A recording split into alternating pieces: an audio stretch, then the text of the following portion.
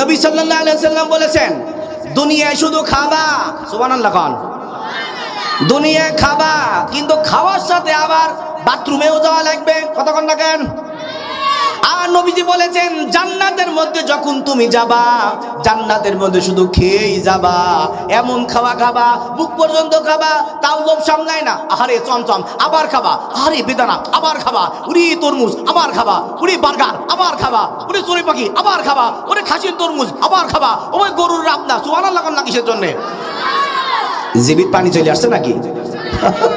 আল্লাহ আমাদের জান্নাতে খাবার খাওয়ার তৌফিক দান করে, বলেন আমিন। নবীজি বলেছে, জান্নাতে পেট পর্যন্ত নয়, গলা পর্যন্ত খাবা, খাওয়ার পর বাথরুমে যাওয়া লাগবে না, স্ট্যান্ডে যাওয়া লাগবে না, কষ্ট করা লাগবে না, বরং খালি তোমার জবানটা আরশে আজিমের দিকে উঠাইয়া বলবা, এতক্ষণ যা খাইলাম আলহামদুলিল্লাহ। নবীজি বলেন, এই কথা বলার সঙ্গে সঙ্গে পেটের সমস্ত ভাত আল্লাহ পাক হজম করে দিবেন।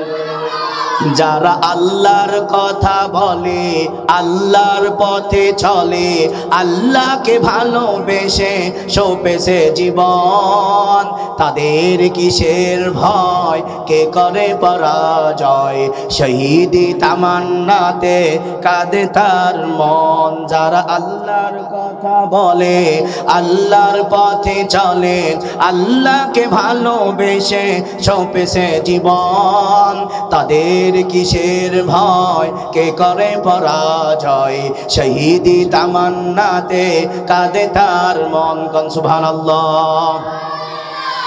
এক পাগলা ডাক দিয়ে গায়, নবীর কথা কি মানা যায় না? কি কয় কে? কয় শুধু খাবো কিন্তু বাথরুম হবে না, ঢেকর দিলে সব উঠে যাবে। এটা কিভাবে সম্ভব? আমরা তাকে বলি, আপনারা বলেন দেখি, দুনিয়ায় আমরা যা কিছু খাই, মনে করেন আপেল খাইলাম, ওই আপেল কি পুরাটা বের হয়ে যায় নাকি ওর কিছু পিষ্টি শরীরে জমা থাকে? জমা থাকে না?